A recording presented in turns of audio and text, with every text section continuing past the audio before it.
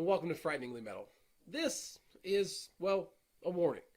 Sometimes, not all the time, sometimes things get out of control. Not like crazy out of control, like people aren't busting out boobies or nothing, but sometimes it crosses the line. It almost happened once. Trish went, you've been warned, right? A little bit of cussing, a little bit of swearing, and I know that Talking Scared sometimes has scenes of violence, and Frighteningly Metal used to not to, but now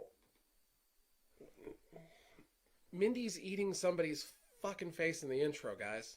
You're going to see it in just a second. I'll eat your fucking face! As you can see right there, Mindy is a big fan of eating faces, and this is Frighteningly Metal, and this has been fucking your parental advisory. What is up, everybody? Welcome to the Frighteningly Metal, right? Frighteningly Metal? Because of the... No, Talking Scared. Talking Scared. Allow me a brief moment to explain what in the fuck is happening with the parental advisory at the beginning of this. Our computer's a dumbass and deleted the original one. We haven't had a chance to record the new one, which will feature Mini Minister. It will. And truth be told, I could have been the dumbass that deleted it too. It's very possible. But we have to have some type of parental advisory on there. It's one of our agreements with Facebook as they continue to unlock new and cool stuff for us to play with. Yeah. We also have rules that we have to abide by, and due to the Follow nature your Facebook rules. And due to the nature of our show, each one has to have that parental advisory on it. So that's why it's the Frighteningly Metal one. I promise we'll fix it. But anyways, that's neither here nor there. Welcome to Talking Scared. We got Holly on this evening. Very excited to have her on here in just a wee little bit. So I was over perusing in the Rock Community group. They're a pretty cool group if you haven't been in there. Yep, check them out. And I happened to come across Holly, and she did a salad finger makeup because she's been doing these amazing makeups during quarantine. And if you haven't seen Salad Fingers, you have to go check that out too. It's on YouTube. It is a fucked up cartoon, and I've loved it since I was little. So I'm I had disappointed. to. I should have put Salad Fingers in the Battle of the Five tonight. The filling of rusty spoon. God, I can't. She has made me watch so much of that shit. I love Salad Fingers. It's terribly done, but wonderfully done, all in the same aspect. And when that intro video hits in just a minute, I really encourage you all to really pay attention to it. Hopefully, Facebook doesn't put an ad in the middle of it. They might.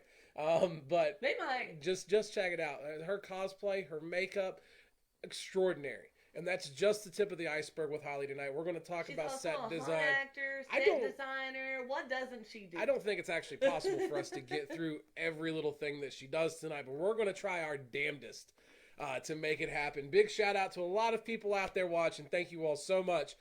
Lindsay, I will, as always, throw a particular shout out to you, my dear. We absolutely love you and everything that you do. Keep being you. Keep doing you. And Holly is actually in Lindsay's neck of the woods in her perimeter. That's true. So. That's true. I saw Melissa running around. You crazy lady, you. It's always good to have Melissa. Tyler, man, I'm so glad you didn't get killed that night. And you're still here hanging out with us, man. And I don't know. I think the face was raw. To be perfectly honest, it looked pretty raw. It looks pretty raw. It was still attached. She was screaming quite a bit, so I think it got a little rough there. But last thing we're going to talk about before we bring Holly on, well, two things, and then we're going to go get Holly. I promise. Thing one is the 29th. Yep. The 29th. It looks like that's going to be the night that we're going to do the 10-hour live feed. We are not 100% sure what all is going to be happening that night. As soon as I find out, I will get our itinerary ready for you guys. Yes. All the stars that we get during that feed are going to go to charity. There's an amount that Facebook is giving us for doing the feed that's going to go to charity, and it's all to Santa Rosa Kids House. Yes. Yeah, so there is a certain amount. All we got to do is make it to the 10-hour mark, and we'll be able to give a nice little chunk of change to the Santa Rosa Kids House. But as you, the viewer, are out there watching, any stars that you donate, any stars that you give out during that 10-hour live feed, it's not going to go to us. It's going to go directly to the Santa Rosa Kids House, and that way we can try and give as much as possible to this awesome organization. That is kind of the centerpiece of Frighteningly Metal Fest, too. They really are. We're trying very hard to be able... one of our goals with Frighteningly Metal Fest 2 is to give the biggest single-day donation to the Santa Rosa Kids House. That is a big check for our asses to cash.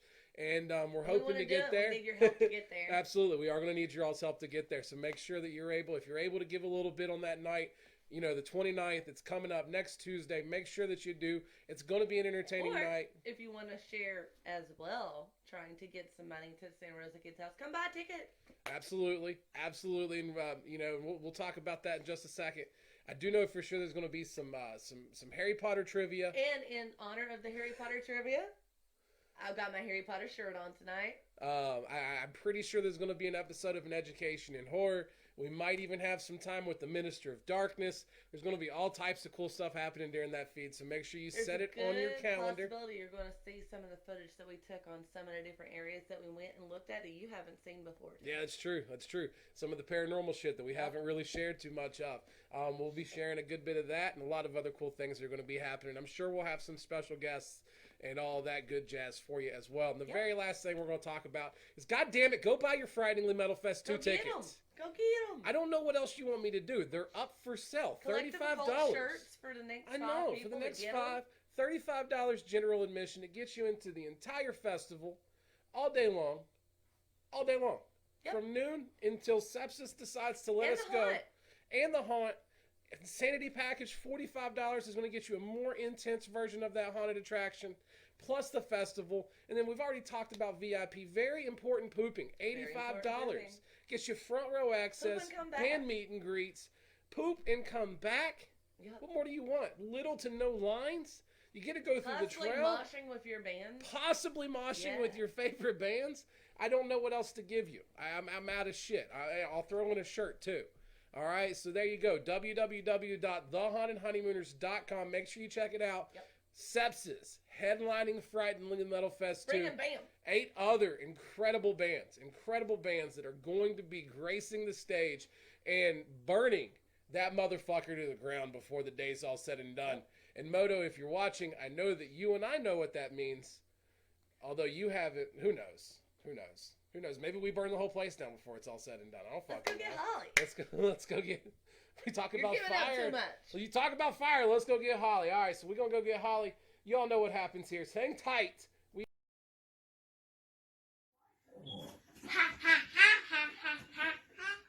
Hey, I should ready. And you must be talking here.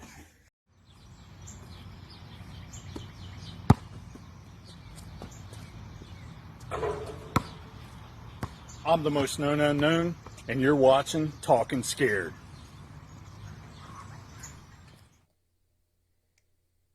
All right, everybody, help me welcome Holly onto the show tonight. Holly, welcome to Talking Scared. How are you this evening? I am doing wonderful. How are you guys doing? We are doing absolutely amazing. It's so wonderful to have you on tonight. I'm so sorry to do this to you, but before we get into things, I got to give a quick shout out to Sean. What an absolutely amazing, like a well over half court shot that he made for us and then did that badass You're Watching Talking Scared. Sean, got nothing but love for you, man. You are the shit. You are the shit. I love him. Out there that most people can't even think about. The most known unknown. The most known Sean unknown. out there getting it done. But it ain't about Sean tonight. Sean, get the fuck out of here. I'm done with you already. Holly, tonight is all about you. So let's dive into things. We have a lot to go over tonight, including an epic battle of the five, which is coming at you. And you may have no clue what that is, and I hope you don't. I hope you are blindsided by what's coming for you. It's fun, though, I promise. Yeah, she says that every time, but we'll see. We'll see. But anyways, let's get to know Holly a little bit better. All right, I want to go back to the very, very beginning, Holly. Before we were doing cosplays as our cat, which I can't wait to talk to you about. Yeah. That was fucking amazing. But before we were doing that and doing set design and acting and all this other stuff that you're doing in the haunted attraction world, what are some of your very first memories of horror? What are some of the things that kind of started you down this path, down this road to where you are today? I have always been a weird kid. You ask my parents, I was just strange. Growing up in the 70s, I didn't want to be like the Partridge Family or the Brady Bunch. I wanted to be like the Addams Family and the Munsters. I thought they were cool. I grew up watching movies with Vincent Price and Christopher Lee and Peter Cushing. That was my favorite thing. I loved Halloween. Starting in middle school, I used to do these really elaborate costumes. One year I dressed up as a can of Raid bug spray. I made it a poster board. And every year my costumes got more and more elaborate. And in 94, I got started working in the haunted house business. And I worked at the Haunted Hotel here in Louisville for 6 years. I got you. And then I started over at literally a haunted house, Culberson Mansion in New Albany. And I've been there since 2001, and I'm still going. Very cool. Very cool. I like it. So we're going to talk about all that good jazz. We're going to talk about haunted attractions and makeup and cosplay and set design and all that shit. But before we do that, we got a little thing we like to do here on Talking Scared called the Battle of the Five. And it is time. It's time for us to do battle tonight. Tyler, I hope you're still with us this evening, my friend. I haven't seen you for a Battle of the Five in a little while, man. And we got a good one tonight, as we always do. Always got a good one. But let me give a brief rundown as to what's about to happen in case there's a couple people, including Holly, that may be confused as shit as to what's going on right now. So, what's going to happen is I am going to present you with two characters. They could be fictional. They could be real. Tonight we got a mixture of both. And these two characters are going to be forced to fight to the death in our arena. And, Holly, you're going to be the one that chooses who lives and who dies. And there's champions to be crowned tonight. There's all types of craziness that has to happen. So, Holly, I hope you're ready. Okay. Now, as we do with every guest, if we come across a creature, a character, a person that maybe you're unfamiliar with, we'll always grace you with a little bio, a little brief rundown as to who they may be if you need it. But I think we'll be okay tonight. Holly, all right. Here, are you ready to play? Let's do this. All right, I love the excitement. Round number 1.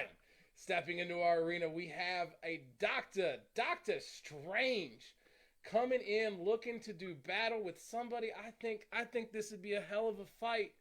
Professor Xavier from the X-Men battling Doctor Strange. And we always go with the character that you see there in the gift presented, in case you're wondering exactly who we're talking about or what variation of the character it might be.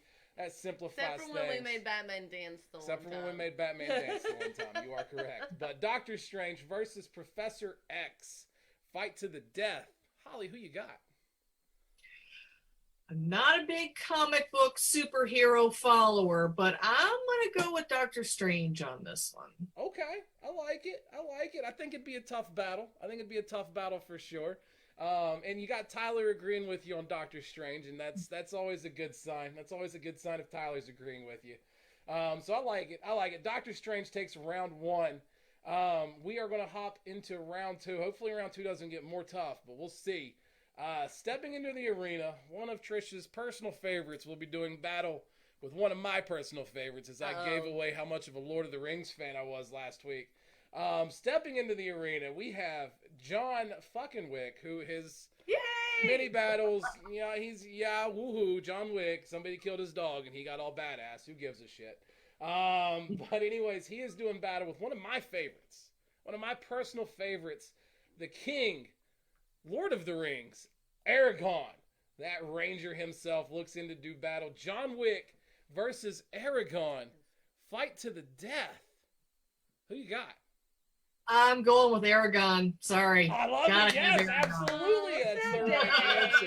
I love it. Why so confident with Aragorn? I mean, I know why, but tell everybody why Aragorn whoops ass. It's the good looks and the sword. I love it. No one cares about Keanu. I'm sorry. Tonight's not his night to shine. Tonight's his night to fall to the master. Aragorn. I love it. Aragorn all the way. Absolutely. He's going to be a champion. I'm telling you right now, Aragorn is a future title holder for sure. But that's enough of that. We got to get into round 3. Round 3. Now, I want you to, as I introduce you to these two, one of them I think is probably in his prime for sure. The other one, I want you to think back to when he would have been in his prime. Uh-oh. All right, so the one that is currently in his prime, at least I would have to say, The Rock himself, Dwayne Johnson, steps into our arena. And think not of the characters he's played, but Dwayne Johnson himself doing battle with not present day, but in his prime, Chuck fucking Norris, Walker, Texas Ranger, stepping in to do battle with The Rock. Norris, man. Fight to the death. Who you got? I got The Rock. Oh, Chuck Norris goes down in flames. Man, What? I don't care if it's the freaking Pope against Chuck Norris. I gotta go Chuck Norris. All I right. do. I don't know, man. The Rock's pretty tough. I think in a physical confrontation, Chuck Norris can make all the puns he wants. He's gonna get his ass kicked in that fight. So I like it. I like it. All right, now round I think 4. Chuck Norris will make The Rock shit. Fair enough. I agree. All right, so round 4, we have champions, Holly, and for us to have champions, we always have to have fresh contenders, and that's what round 4 is all about. Whoever you pick to win our next match will automatically fight next week round. for the title. Next week for the title, once that's decided here very shortly as well. Now I got, again, a little personal favorite of mine. I'm not gonna lie. And both that I'm introducing tonight have solid records in the arena. Both They of do. them, one loss apiece, and they've loss apiece. Yeah. One last apiece. Get my mind out of the gutter. Sorry, folks. One loss apiece, or a peach, whatever. So they've both been in the arena at least 5 times. Yep. All right. So I felt confident giving them both the opportunity to possibly be in the title match next week. But one of my personal favorites from childhood, I love him to death. And I picked this scene very deliberately to show everybody how much better the Red Ranger is than the Green Ranger. The Red Ranger, Jason, steps into the arena. Look at that little bitch, Tommy. He can't even get his fucking sword. I He love hates it. Green I hate Ranger. Tommy so much. It's I a hope personal issue. it is, because Jason was the best, and that's just it. But anyways, Jason steps into our arena looking to get his first title opportunity. He's got a tough challenge tonight. Tough challenge. I'm worried about my Ranger, but I got faith. We'll see what happens. Gandalf the Grey Gandalf. versus Jason the Red Ranger in a fight to the death. Winner takes on the champion. Gandalf. Absolutely Gandalf. Gandalf. Yes, Gandalf. I don't even want to play this anymore. Gandalf. It's lost all of its fun. Absolutely Gandalf, man. Fair enough. All right. Yeah, as always, the guest is always right. So the Red Ranger has. It was basically this nerd world against this nerd world, and we won. Yeah. we were together at Aragon, and then she lost me at Gandalf. So that's where we are tonight. So all right. So that's good. Gandalf will face the winner of the next match, and Holly, it is title time. And no, Randy Orton's not our current champion. He's just holding a belt. He just for holds it. the belt for us. He just lets everybody know what's up. But current champion. Oh. Tyler, I fucking hate you. I really do. I want you to, like, on a personal level, I don't like you. Anyways. He read your comment if you can't tell. Jesus. He's always hating, man. If it's not Shredder, it's Red Ranger. Yep. It's just, I can't, oh man, I just don't. Anyways, I'm sorry, Holly. I'm letting personal feelings get in the way tonight. But anyways, let me introduce you to our current champion who took out last week not only Jason Voorhees, He's taking out everybody. not only the God of Thunder Thor, but he also took out Darth Vader in one single round. Our current champion, Spawn, sits high upon his throne, holding that title belt. He's got a challenge tonight. I don't think it's a tough challenge. I love they could put him on a throne too for the gift. I do. I know. But here we go. Liu Kang from Mortal Kombat, looking to do battle, looking to dethrone Spawn in a fight to the death. Not gonna happen. Spawn takes this one. I love it. Spawn I love takes it. it. Spawn continues to sit on our throne, almighty as he is. Next week, he will be taking on Gandalf the Grey to see who will be our champion Spawn versus Gandalf entering next July. week. So that's it's very exciting. Very exciting. All right, let's get out of the Battle of the Five. Holly, thank you so much for playing. Hope you had a little bit of fun with it tonight. That's always the goal. More than anything is to have a little fun with it. And yeah, that's it. That's the Battle of the Five. And now we can talk about other stuff. We can talk about haunts and cosplay. And I'm honestly, there's so much to cover tonight. I've never done this before. But where do you want to start? Do you want to start with the set design that you've done? Do you want to start with the acting, with makeup, with cosplay? Hey, you leave You the know, room. it's, one thing kind of led to another. Okay. Started working out as an actor in a haunt, and the guy running the place at the time realized I had some artistic talent, and the next year he had me working with his set painter. Okay. So then I went to set design, and so, then so you did 1 year in acting and then right over into set design. yeah, so I Okay. was still acting. I'm still acting to this day, Okay. but all these other things just kind of got tacked on. Okay, so let me And, slow you down for just a second before we go any further. I want to talk about the start of haunt acting a little bit, because that has to be one of the most nerve-wracking first days on the job out there. It just has to be. I've not done it myself, but I would imagine it's very stressful. And take us through it, especially night one a little bit. What was kind of the start of acting like? What was kind of your first experiences with it?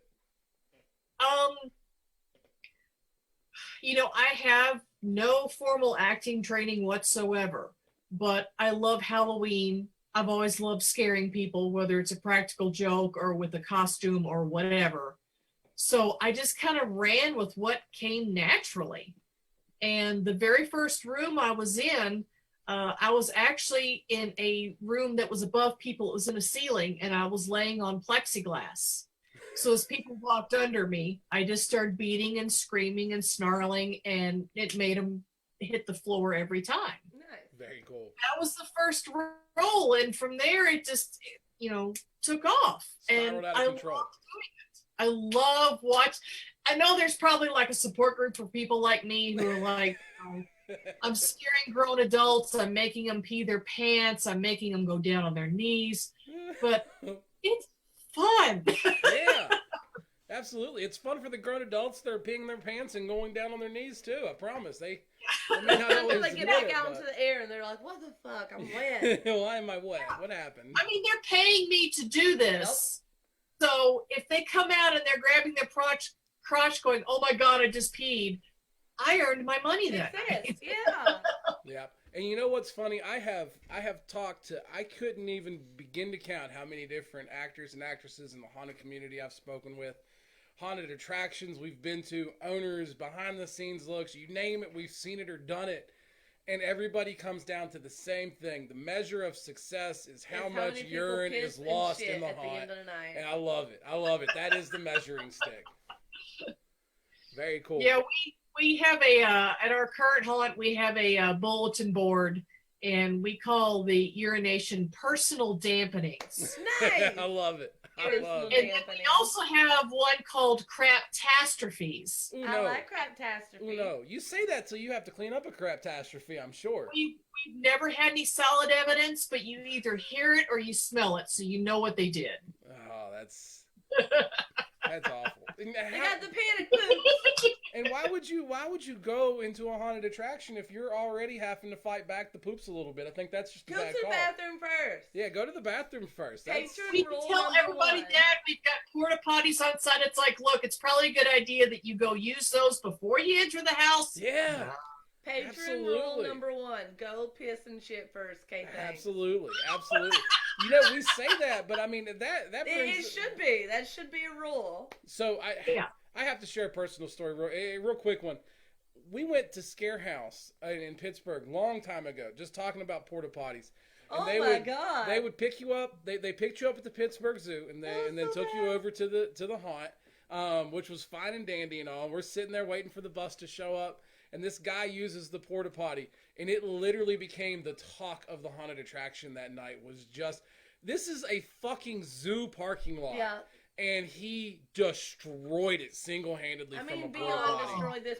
It was couldn't incredible. use the porta potty 4 porta potties down because it was so destroyed. It was incredible. It was incredible. So there Yeah. are horrors to be had with porta potties as well.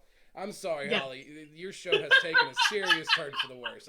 It's gotten shitty, man. I don't know what else to say. It just happened. It happened. craptastic into porta potties, and yeah, well, you know. So let's talk about year 2 when we start doing set design and stuff like that a little bit more. Or what was the progress after we were already kicking butt with haunt acting and making craptastrophes? Well, started doing set design, started doing some painting. started picking out props, started dressing the rooms.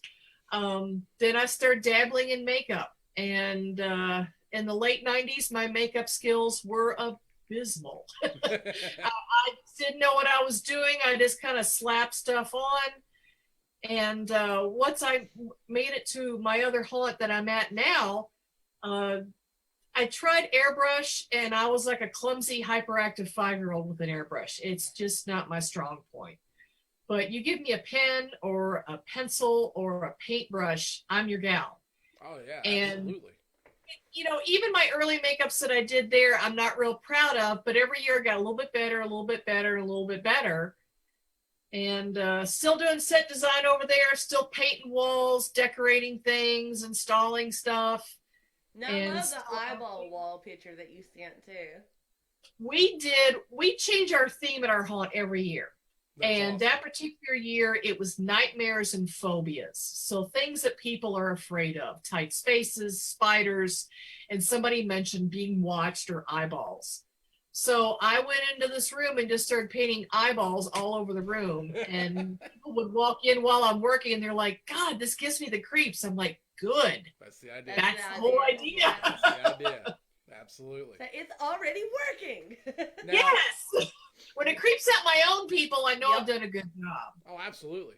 Now, how beneficial has it been starting out acting? I know it wasn't long before you were in set design, but did you think that was something that was really beneficial? And how much does your vast knowledge of a little bit of everything kind of go into play when you're designing a room or putting a room together? Because you have all these different perspectives.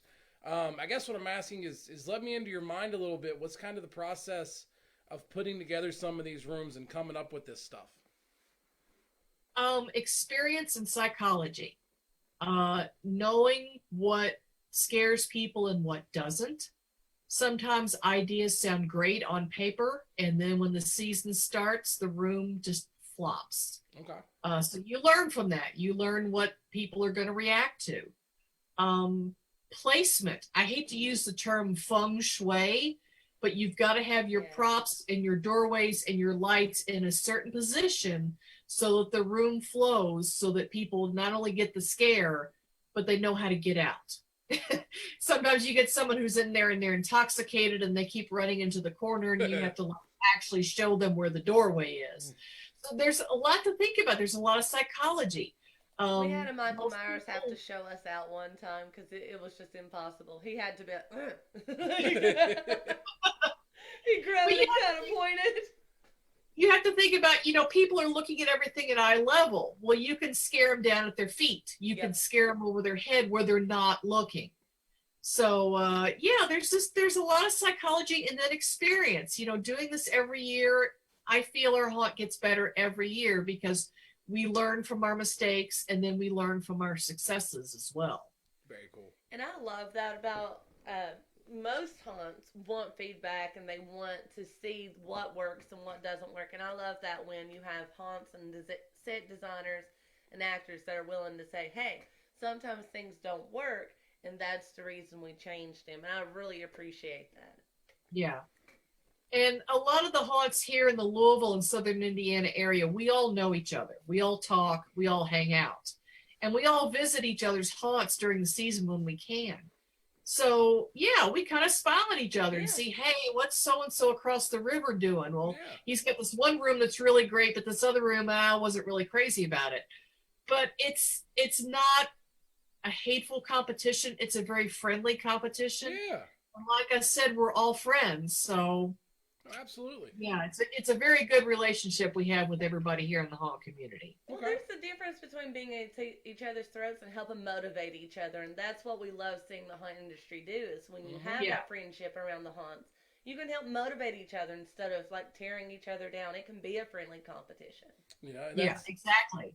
I think that's something that's even been illustrated with us being members of Lumahante and doing what we do. We have 3 different organizations that are similar, with Scary Face and Haunt Scene and ourselves. Different.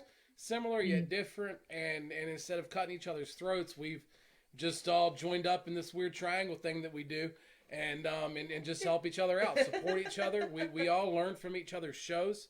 Right. I've gotten ideas from Tyler and possibly vice versa. And Johnny, I know, has gotten ideas from me and vice versa. And we're constantly sharing ideas and talking to each other about it. And that's how it should be. Growth and help and Exactly. being at each other's throats, and I appreciate that as well. No, that's awesome. That's awesome. So I got two last questions for you regarding set design and acting before we hop full into cosplay here in a second. Number one, we'll start with set design. What has, and this is going to be a tough one, what has been, if you could pick one of your all-time favorite rooms, and to the complete opposite, what's been the one room you look back on and you just go, oh God, what were we doing? Yeah. Okay. Room, what were we thinking? I love that. That's where she's going to start. Room, I what like were we it. thinking? I like All right, it. this is one of those that on paper sounded great, and in functioning, it just failed. It literally fell apart. Literally fell apart. We had a room that was kind of a crooked maze, and the walls were this broken lattice work. You know, very crooked, very broken, nothing lined up straight, and it was painted with UV paint. And behind these walls, we had people in black morph suits who would reach out and grab ankles or shoulders as people walked by. The problem is that our visitors, upon getting scared, got physically reactive, and some of those pieces of lattice work started coming down. Yeah. So every night we had to like duct tape and hammer and screw shit back no. together. And we're like, okay, we are never doing this again. Never, never, never. That was the worst. And it's not like lattice is the strongest material made to man to begin No. with. It probably Right. doesn't take much. I can't imagine duct tape lattice holding together very well at all. Yeah, we didn't think that one through. We didn't realize how quickly people would just like react and fling their arms and, oh, there went a wall. Oh, Hey, look, new exit. very, very cool, very cool. Thanks for being vulnerable and sharing. Let's hear about the best one, the creme de la creme, the one that still makes your heart sing to this day. okay, we have a setup, and although we change the decor every year, it is a fan favorite. We are known for it, and that's our coffin ride. Okay. And unlike the industry coffin ride, which has got a recording and hydraulics that bounce your coffin around, when you get in our coffin in one room, you end up in another room. Oh, Ooh, that's cool as So it shit. I takes want to go play some- now. Yeah, because we've done the hydraulic bump you around and the Right. sounds and stuff like that. We've done those, Yeah. but I've not No, done when one you like get in that. ours, you start in one place, and when that coffin comes to a stop and you open that lid, you're somewhere totally different. That's cool as Nice. hell. I love And it. it's a one-person ride, so if you ever want to feel what it's like to be dead in a coffin, this is your chance. If I'm asking too much, you can stop me at any point, please. But about how long is the coffin ride? About how long is somebody in there? It's the longest 10 seconds of your life. Heard. Okay. I can believe it. 10 I can believe seconds it. doesn't sound like much, but for people who are panicking, 10 seconds is too long. Well, especially if it's actually moving rooms. I Yeah, mean, no, absolutely. Yeah. No, that's cool as hell. I You know, love it. the whole setup is on industrial rollers, and it's on a ramp. So you start at one level and slide down into the other room and into a lower level. Now, during Very this cool. 10 seconds, how often do you have people freak out and I can't do it? Usually, once the lid is closed, they've accepted their fate. It's just you're there. They're good to go. And at the end, if they don't open the lid, we have a handy dandy actor who will open it for them. Mm. Ooh. Very good. Very good. I like it. I like it. Very cool. All right, so let's kind of transition back over to acting for a second. And similar questions. I want to know what has been one of your favorite scares that you've had as an actress, and what was your most embarrassing moment as an actress as well. My best scare. One year, I dressed as a gargoyle. I was on stilts. I had That's wings cool. that came off of my back that were about 6 foot wide. I was about 8 foot tall. I was scary as hell. It And sounds I good. would just, I mean, I had horns and fur and claws, everything. And I would just stand and back up against a wall and just pose. Well, something that big and gnarly, nobody expects it to move. They think it's just a prop. And I had this group walk in front of me, and there's this guy in the group, skinny little white guy, ball cap on backwards, kind of got that Mick Jagger swagger as he walks. And he kind of looks up at me, and I didn't move. And he actually pokes me in the stomach, and I still didn't move. And he relaxes. And that moment that he relaxed, that's when I dropped my head and looked down, and the look on his face was just priceless. The boy screamed like a girl, took off running down the hallway, and my big 8-foot ass went after him. Oh, fuck. And I've got him in the corner. I'm leaning over him. I've got my hands on the wall over top of him. And he is just cringing and crying and wailing. And I thought, okay, I've had my fun. I stuck up my hand and I shouted, "Shake my hand." And he looks at me and goes, and I said, "Shake my hand." And he shakes his head again. And finally I got right in his face and I said, "I'm a girl. Shake my hand." So he reaches up, shakes my hand. I pat him on the head and left. And the joy I have from that is knowing that when he got outside, that his buddies said, "Dude, you were scared by a girl." Yep. Well, I mean, not only An that. 8-foot tall gargoyle girl coming at you. It's a little different. Yeah. A little different, I think, in the guy's defense. So they had a moment. Him and one of his buddies was going through a hunt. They had a moment like that where they turned around, knew it was a prop, wasn't a prop, knew it, knew beyond a shadow of a doubt it was not a prop. Went over and had to get in its face anyways. And then next thing you know, they're running by me, going, "Don't pet the monsters." So, all right, I pride myself on not getting scared in haunted attractions, and Trish will attest, and I think that anybody that's walked through them with me, He might get 2, maybe 3 a year where he's legit. I'm pretty solid. I'm pretty stoned when I go through them. But this we had done. I was such a dumbass. We had done a behind the scenes tour of the whole fucking thing before we went through. They took us, showed us everything. So beyond a shadow of a doubt, knew this was not a prop. Yeah, beyond a shadow of a doubt, I knew it wasn't. And I looked at my buddy that was with me and I said, "Hey man, that wasn't there when we came in before, and it's not moving, and I'm curious about it." And he was like, "Oh, well maybe we shouldn't go near it. Maybe we should just walk away." And I couldn't help myself. He turns around and goes back to it. I did. She was going to let me leave. She wasn't even going to do anything had I not turned around and taunted her, I guess. But I got scared by a girl too, so it happens. It happens. Yeah. Chase him out of the room. His buddy yelling, "Don't hit the monsters!" the whole time, and I'm just laughing my ass off over in a corner. Yeah. And what was even worse is we ran into one of those half-lit swamp fucking things where you can't see below you. Yep. All right, but I have to hear it on the other side. What was the not so glorious moment of acting? I've been sitting here trying to think of one particular incident. Really, it's one incident that happens to me at least once a year. Okay. And that's when a quiet group comes into your room and you didn't know they were coming. Yeah, and you're sitting there like drinking a soda, your mask is off, you're munching on some chips, and you turn around and there's people looking at you and you're like, "Hi." So, and it's always the quiet ones. You know, usually we've got various sounds throughout the house that clue you in that a group is coming. And these people, they don't scream, they don't laugh, they don't say anything, and they just shuffle quietly into your room, and you're caught off guard. That's the worst. I hate those. I like kind of a little bit of a thought pattern there, and it's something I've never really asked before to anybody. And you have such a wide range of knowledge in the haunted attraction industry.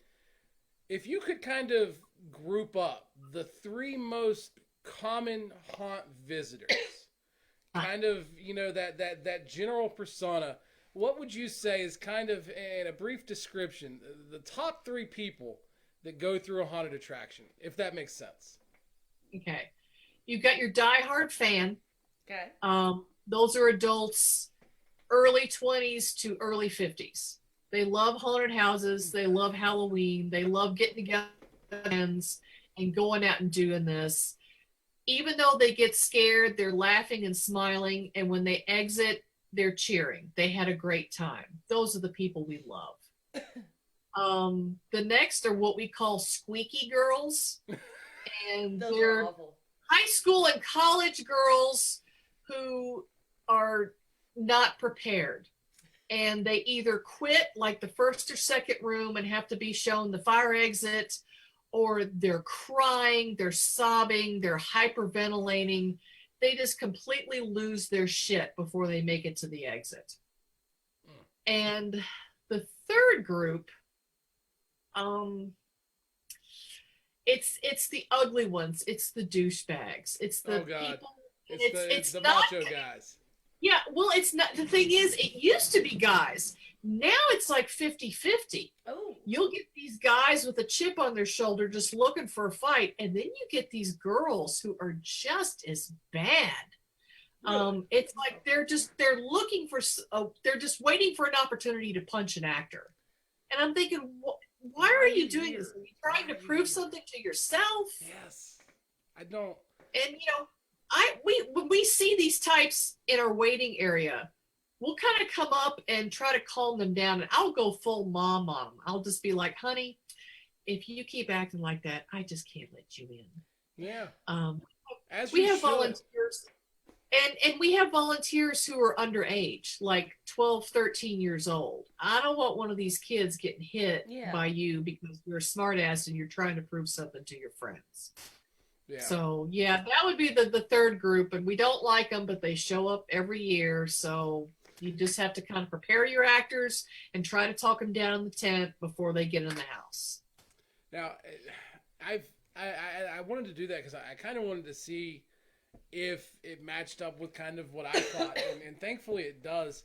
And Trish and I have been fortunate enough or unfortunate, I guess, at times to go through haunted attractions with all three types of those groups. Yeah. Now we're right there with you. Now granted, we're the hardcore fans. We love this shit to death. It's what we live for. We're heavy into metal music too, but haunted attractions have always been our baby, and it's why this whole thing started, was because of haunted attractions. And we love going through people of a like mind because it just makes it so much fun. And I'm not even gonna say I don't. I've enjoyed going through with the squeaky girls sometimes. They crack me up sometimes. And what's funny about the squeaky girls is I'll give them credit. They recognize people that seem confident going through it in their group. They're like, just go in front. They latch on like a fucking leash. Oh yeah, you will get some serious physical action from squeaky girls in your group. You will be groped where you didn't think you were supposed to be groped. Now, I'll tell you the weirdest experience we've had, and they fall in the squeaky girl category. 2 little old ladies in an outside trail fell in the squeaky girl category, and it was the craziest shit we've ever dealt with. Yep. Hey, one of them was like, I done had my hip replaced. Slow down, hollered. We've also like we were more paying attention at that point to the crazy antics they were doing, unfortunately, than our trail, because it was just too much. I remember what you're talking about. And we've also dealt with the macho man and the douchebag, and there was one particular time I remember I looked at one of them, and he was doing that whole facade and everything else, and that whole puff your chest. Yeah, and obviously not everybody knows who we are or anything like that. Some do, some don't. And I don't ever just tell somebody, hey, we do these all the time, blah blah blah blah blah. But I looked at the guy and I was like, hey man, I keep hearing you talk about you're gonna punch somebody that's gonna scare you, dude. We do these all the time. Well, and you're paying to be scared. If if that is the point that you're going into, stay the hell home. We go all across the country and we travel and we do these things. Why don't you, just for tonight, let go of your macho man act? Yep. Have some fun with it. And if at the end of it, you hated everything about it, you think it's terrible, I'll let you punch me, just so you feel like you got it out of your system. And he just kind of looked at me real weird, and I said, "No, I'm dead serious, man. You can sock the shit out of me. If at the end of this you didn't have a good time, if you'll let go of whatever this facade is that you're putting on for the next 30 minutes." Had a blast. I still hear from the guy every once in a while, trying to go back to haunted attractions. So don't be the bottom two. Be the top. Be the top tier. All right. Be those people. But let's talk about cosplay before we got to start wrapping things up here. Shirley, we're almost out of time already. God damn. Now, on top of all of the amazing makeups that I've seen come across with the quarantine makeups you've done, you have some pretty cool cosplay and a specific character that I'm just loving the wings 100%. That little gift you sent, loving it. Let's talk about her a little bit. Okay, well, that is Lucy First, Satan's Gal Friday, office manager in hell. She's sassy as hell. I started doing this character about 4 years ago, and the first pair of wings I had were static. They stayed open all the time, and I was taking out people left and right. So I thought, I need to rethink. And I found some cheap collapsible frames on a costume website, bought them, took the fabric off, put new fabric on there. They broke a couple of times, and luckily my father is a tool and die maker. So I just hand them to him. I'm like, Dad, can you fix these? And he fixed them. So now they're in tip-top shape, and they just go over my shoulder like a backpack. And I paint myself completely red. All flesh is covered with red paint. The makeup gets more and more elaborate every time I put it on. I've got horns. Lucy's got a fabulous wardrobe. She gets dresses all the time. And I love going to horror conventions. And this year at our haunt, she will be greeting everybody while they wait. Very cool. Very cool.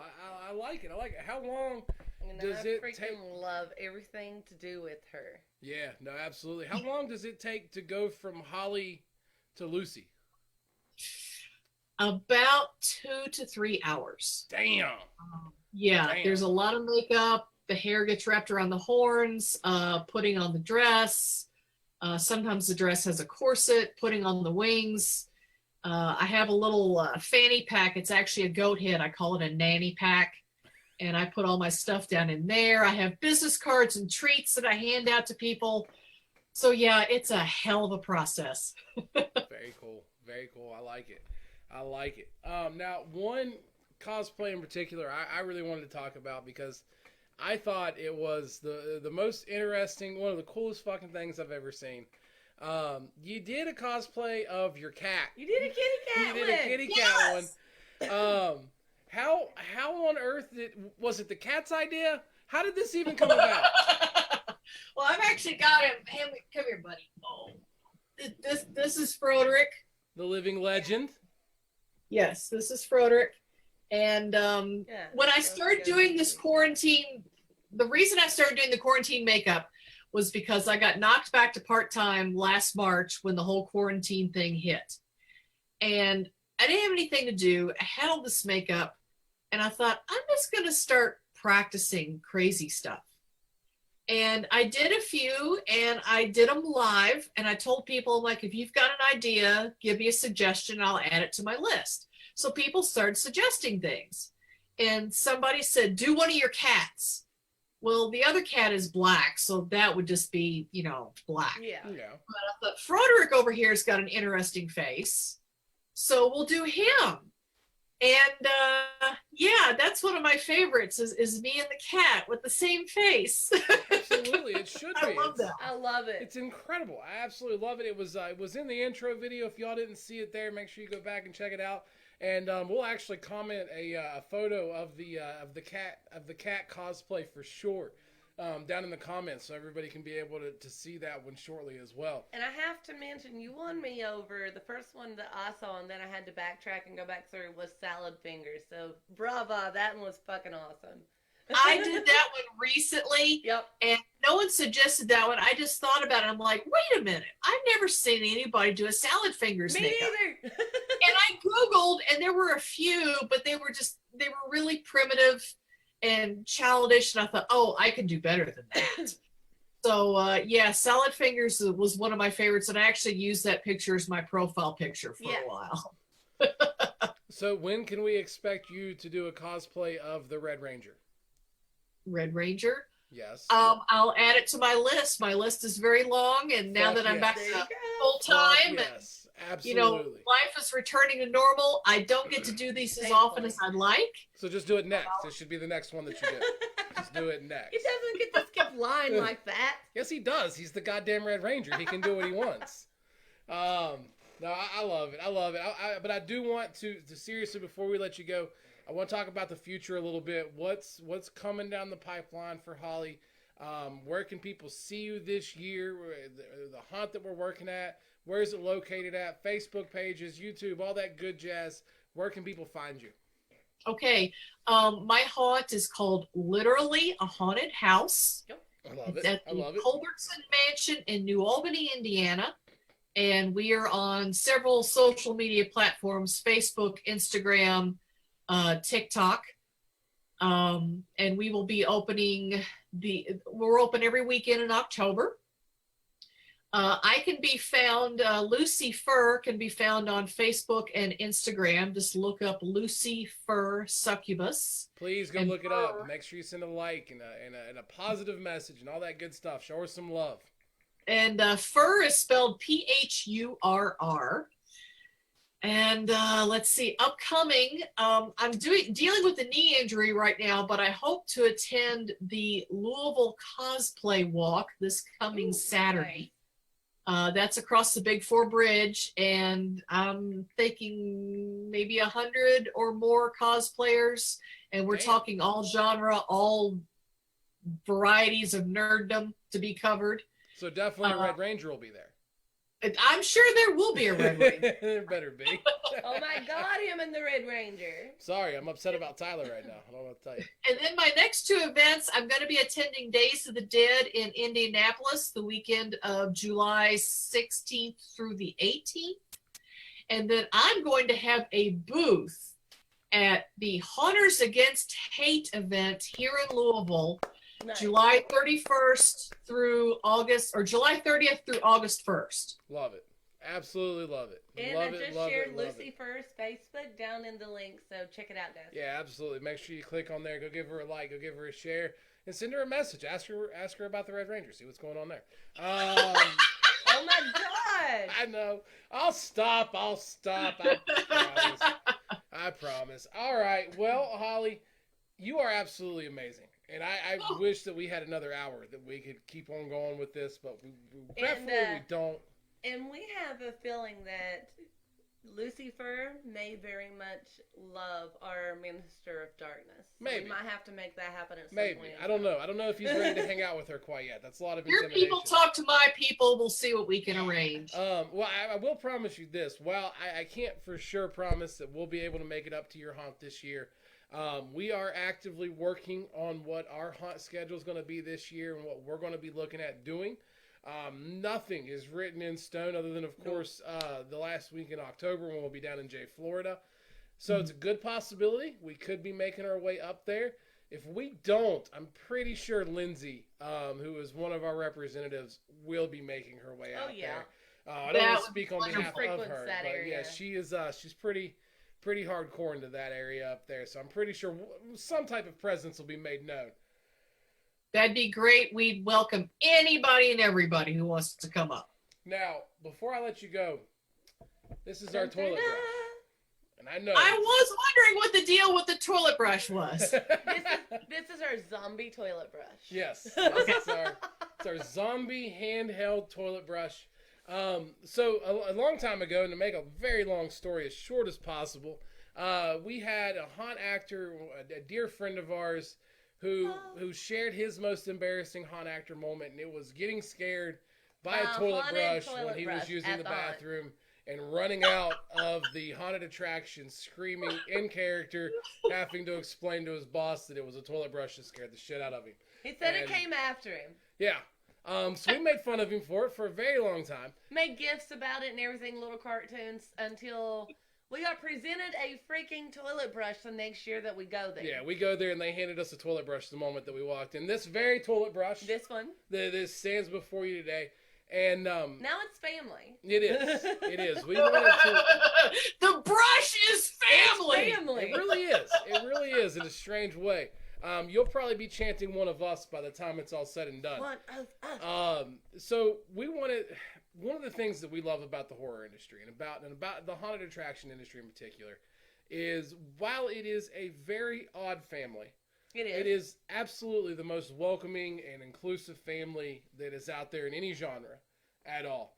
And I think the horror industry and the haunt community truly sets the standard for all genres to watch. And we're huge fans of metal. We're heavily involved in the metal music industry right now. And I'll be the first to say the metal industry has a little bit to learn from the horror industry in regards to stuff like this. And regretfully, though, as with anything in life, every once in a while, on this beautiful, pristine porcelain bowl that we have as a haunt community, somebody comes by and they leave a nasty skid mark on the side of it, and we just won't tolerate that. And that's where our shining examples of our Knights of the Cleaners of Shit step into play and take their sacred toilet brushes, and we scrub our haunt industry clean, and we keep it clean. And Holly, I have been talking people into letting me rub their faces with this toilet brush for a very long time. And now comes the point of the show where oddly as that sounds, it's an honor. I ask you if you're ready. Are you ready to, because you are definitely the example. I think that you possess everything needed to be one of our Knights of the Cleaners of Shit. And Holly, if you'll accept, I'd like to rub my brush on your face right now. Go right ahead. I love it. I love it. Holly, welcome. You are officially a Knight of the Cleaners of Shit. Officially one of us. Officially a member of the cult. Thank you. Welcome, welcome. And Holly, as we do with every fresh knighting, before we close things out and hit everybody with a little Shadow Valley of Death, that is a new EP from Happy Hour Homicide. You got a little taste of it in the lobby. We're going to hit you with the whole music video here in just a minute. And then why don't you go see their host set down at Frighteningly Metal Fest 2 in Jay, Florida? Hey. Absolutely. Absolutely. Tickets on sale right now, www.thehauntedhoneymooners.com. That's my shameless plug. Holly, it's your turn. This is your moment for any shameless plugs, shout-outs, thank yous to whomever, wherever, however. Holly, thank you so much. You were an absolutely amazing guest. It's been so awesome to talk to you tonight. Close this show out. Take us home, Holly. Shout out to the staff at the Culbertson Mansion for putting up with my ass for 20 years. Shout out to my husband, Dan, for putting up with my weirdness for 18, 19 years. And shout out to all of my haunt peeps that I work with. There are so many of you guys. I can't name you all, but I love you dearly. You are my children. So thank you. Aww. Very cool. Very cool. And before we switch over to Shadow Valley of Death, Lindsay, just so you know, he fucking heard you. And no, you don't control fucking shit. Ooh. Just so you know. He'll Lindsay, the minister's got this. He'll be, why he didn't even need to say that. She knew. Oh yeah. She knew that it was him. I didn't have to. There was Lindsay, you're fucked. That's all I got to say for you. And that is going to be the end of things tonight, Holly. Thank you so much. Everybody else out there, tomorrow night, Nick's doing some shit. Wednesday night, we're doing some shit. Thursday night, somebody's probably doing some shit. I don't know. I can't keep up with it. There's too much going on these days. But that's it for us. That's it for Talking Scare. Here it is. Shadow Valley of Death from Happy Hour Homicide. Y'all have an amazing night, and thank you for tuning in tonight. We'll see you soon. Bye, guys.